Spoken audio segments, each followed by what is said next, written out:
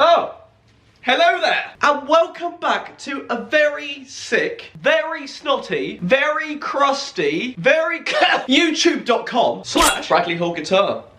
So I figured it's been quite a while since I've done a little spoken intro to a video like this. I spent all of November, December, and the first half of January on the medley video thing, and of course the massive Lord of the Rings project, which is now finally done.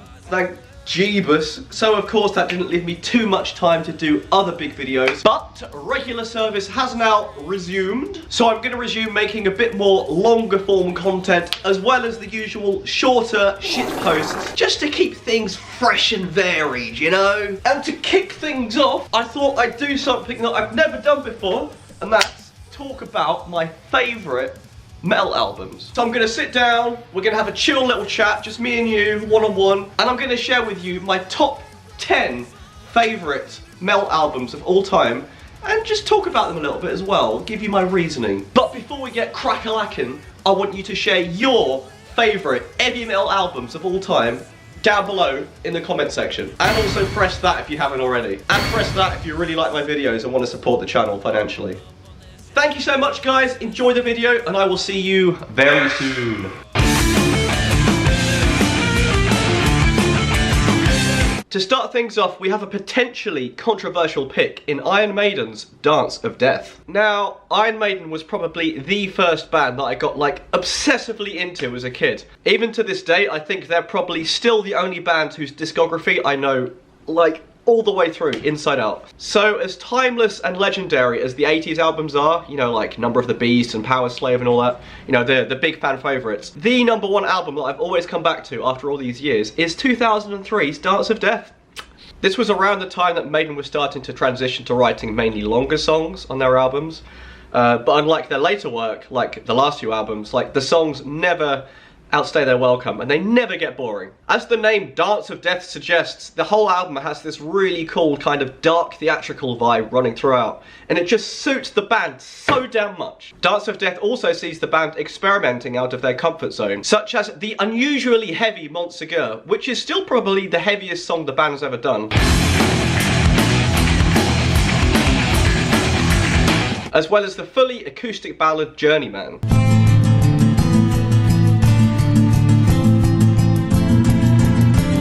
I think the main reason that album gets so overlooked is probably the horrendously bad cover art.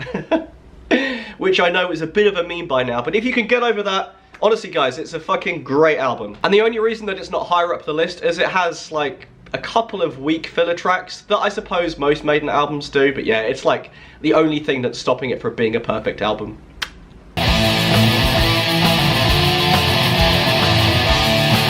Probably one of the lesser known bands on this list, ULVER started out as a kinda folk-tinged black metal band in the mid-90s, before later transitioning to like arty electronic music. BERGTATT, which was ULVER's debut album, is sort of like a dark Nordic fairy tale, which tells the story of a young maiden walking alone at night in the Norwegian woods and then gets lost and kidnapped by some trolls or something. I'm not entirely sure, but I think that's what's going on. Even though it is technically a black metal album, it sounds a lot different to what you'd expect it to. The production is also surprisingly pleasant for a black metal album and has this lovely organic feeling to it. The majority of the vocals on this album are like this sort of super layered hypnotic chanting that really complements the harsh vocals well.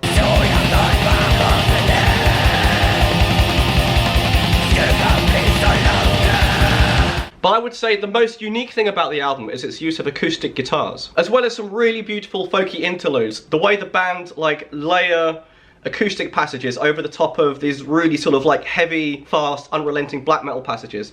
It's just so nice.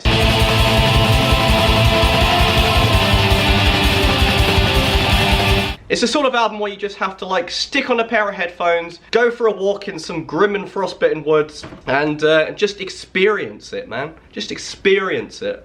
Do be watching out for trolls though. Into the sea.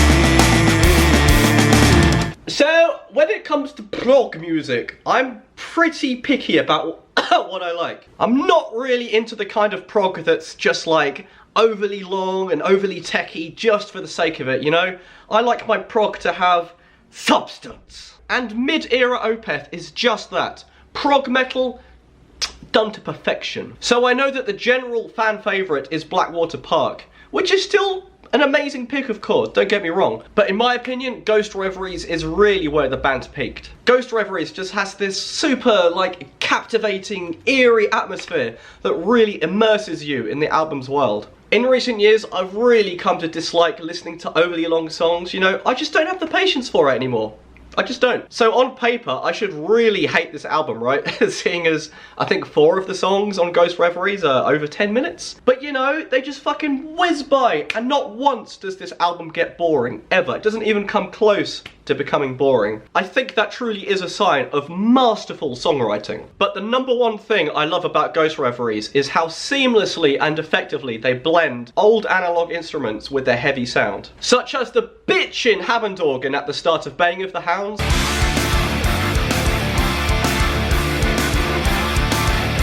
And the insanely creepy mellotron strings in The Grand Conjuration.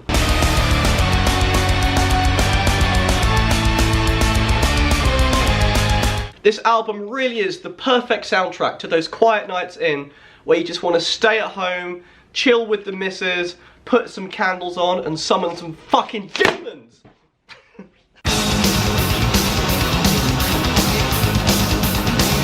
So I know these days Yngwie Malmsteen is but a shadow of his former self, unfortunately. But back in his prime, the Swedish Shredlord was an absolute monster and right on the cusp of world domination. In 1988, Mr. Malmsteen joined forces with ex-Rainbow vocalist extraordinaire Jolyn Turner, and together they came up with the absolutely phenomenal album ODYSSEY, which is kind of a weird mix of neoclassical power metal and like 80s glam metal. It's very odd. Like, on paper, this should not work, but somehow it absolutely did.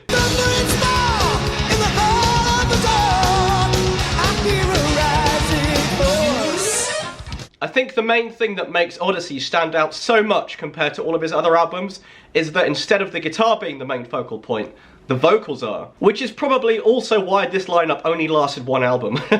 Jolyn Turner is one of my absolute all-time favourite vocalists. He's just a master of composing insanely catchy vocal hooks and has one of those voices that you could never get bored of. Tell me that it's real, everything you feel, what am I supposed to do? Like, the songwriting is so damn good on this album that legit every single song could have been a massive smash hit. Which is such a weird thing to say about an Yngwie Malmsteen album. Now, I do appreciate that this album is probably a bit too corny for a lot of you to really get into, but honestly, if you are into your 80s cheese, then this album is fucking heaven, trust me. AKERCOCKE are a genre-bending extreme metal band from the UK, who are most well known for their tongue-in-cheek satanic imagery and their penchant for wearing suits live. Their music could perhaps be pinned down as experimental blackened death metal, and their 2003 album CHORONZON is my personal favourite, and in my opinion where the band peaked. Probably my most favourite extreme metal album ever. CHORONZON covers such a vast, wide array of different sounds that it's really quite hard to describe. The crux of their sound, I guess, is built around ferocious American death metal style riffing.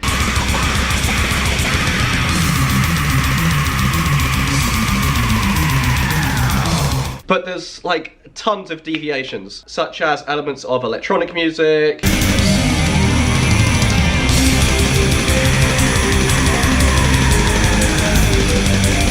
many non-Western instruments.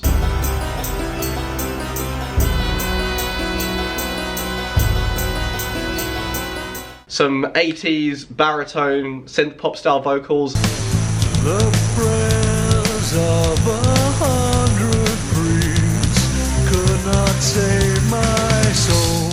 All sorts of shenanigans afoot. This album is a textbook example of how you can take a done-to-death sound, no pun intended, and create something entirely fresh and unique just by thinking outside the box and just being, you know, creative. Is this the end of all we know? So for some reason, Symphony X's 5th album, New Mythology Suite, often gets overlooked in favour of some of the band's other work. Like Dance of Death, perhaps it's because of the absolutely terrible album artwork. I don't know. In my opinion, this is the best album the band's ever done. As obviously amazing as the guitar work is, what really sets this band apart from their peers is Russell Allen's phenomenal voice.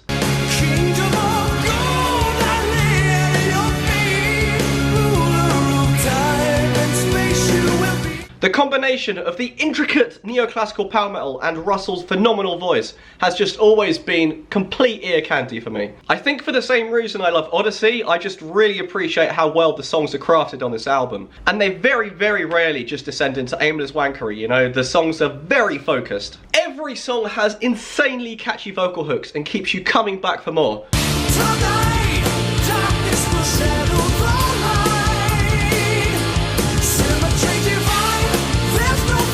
And even the widdly instrumental bits are incredibly memorable.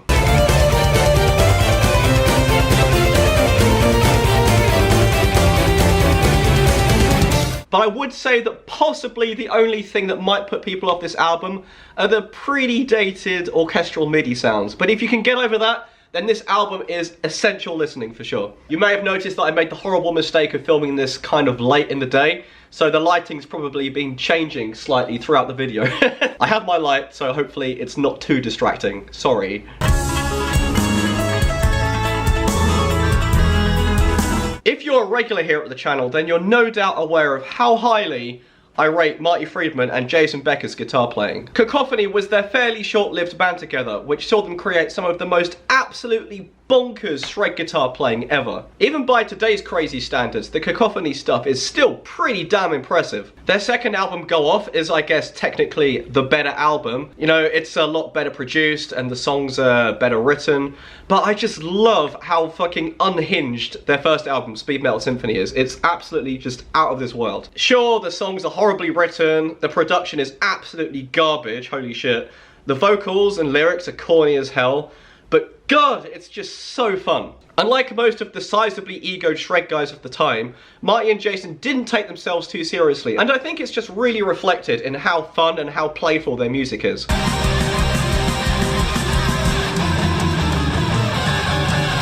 Truly living up to their band name, the songs on this album really are cacophonous. When you're listening to them, they really do feel like they could just collapse in on themselves and implode at any moment.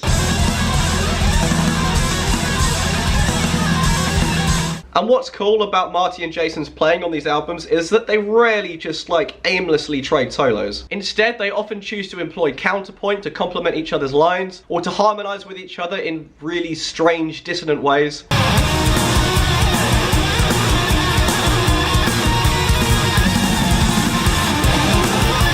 I personally think that this album, Speed Metal Symphony, is the best thing to come out of the whole Shrapnel era and is essential listening for any self-respecting shredhead. Next up, we have the one and only Scenes from a Memory by Dream Theater. Not too much to say about this one besides the fact that it's, you know, the greatest prog metal album of all time. No big deal. I know that people usually pick Images and Words as like, you know, the quintessential Dream Theater album, but I don't know, man. It's still amazing, of course, but it just sounds a bit dated now, you know, especially the keyboard sounds. And the songs just aren't as exciting to me, really. Whereas Scenes from a Memory, oh boy. Honestly, it's got everything that you could ever want from a Dream Theater album. Flawless performances, well-written songs with memorable vocals, long songs with loads of exciting twists and turns, crazy instrumental passages, Mike Portnoy's terrible backing vocals. It's got it all! Though to be honest, it feels less like a prog metal album and more like you're listening to a sort of weird, heavy Broadway musical. And what's especially great about Scenes from a Memory is that even though it's a concept album, every single song is strong enough to stand on its own. I still get mad chills whenever I listen to The Spirit Carries On. You know, right at the end of the solo, it's like the drum fill, and then there's the big gospel choir, like, "Death in the lightning."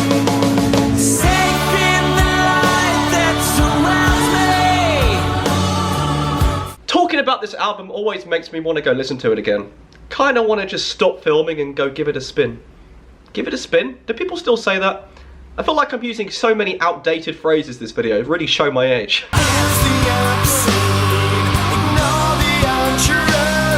So in this Hairy Brit's humble opinion, Avenged Sevenfold are the best songwriters in metal since Metallica and Iron Maiden. They are legit geniuses, and you can actually learn so much about songwriting by studying their work. I can't think of any other metal band this side of the 2000s who have consistently been able to churn out hit after hit after hit to such a high standard. And not only that, but also the fact that they have such insane, crazy ass guitar solos in such commercially successful songs too. And I think what's especially impressive about the band too is that they write songs that have such a wide appeal. You know, they're admired by both jocks and by nerds equally. I think that's very rare. What's interesting about this album is that on the surface, it just seems like the songs are very, very basic, you know, just sort of standard mid-tempo chuggers. But once you scratch beneath the veneer, you find that there's actually a hell of a lot of interesting stuff going on compositionally and productionally. For example, you've got the mad sub-bass on Scream. I'll taste your blood tonight. You've got the over-the-top auto-tune vocals on Lost.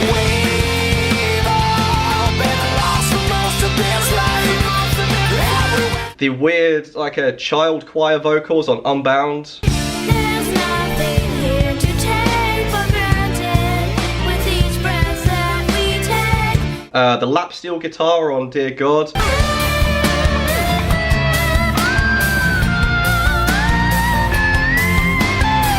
The big sing-along sort of poppy piano bridge on Almost Easy. And that's not even mentioning the insane vaudeville style shenanigans of A Little Piece of Heaven.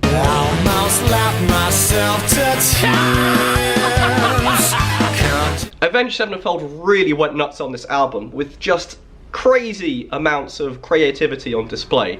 And to be honest, I think it's just phenomenal as well that such a bizarre, strange album could be so freaking commercially successful too. So if it's been a while since you last listened to this album, then I would thoroughly recommend to revisit it with fresh ears, because honestly, it's an absolute masterclass in production and composition.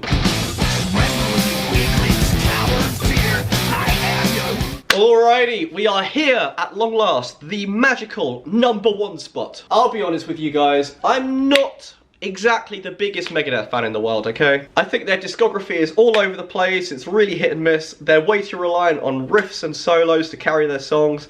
Dave's voice sort of grates on me a bit after a while. But that being said, I don't think there's any denying that Rust in Peace is probably the greatest heavy metal album of all time. There's only one other album really that I think comes even remotely close. I was first introduced to this album way back in like 2003 or something, I think, when I bought a copy of Total Guitar magazine that had a lesson for Hangar 18 inside it. One does remember quite vividly hearing those luscious D minor sweeps in the second solo and thinking, whoa, I need to be able to do that.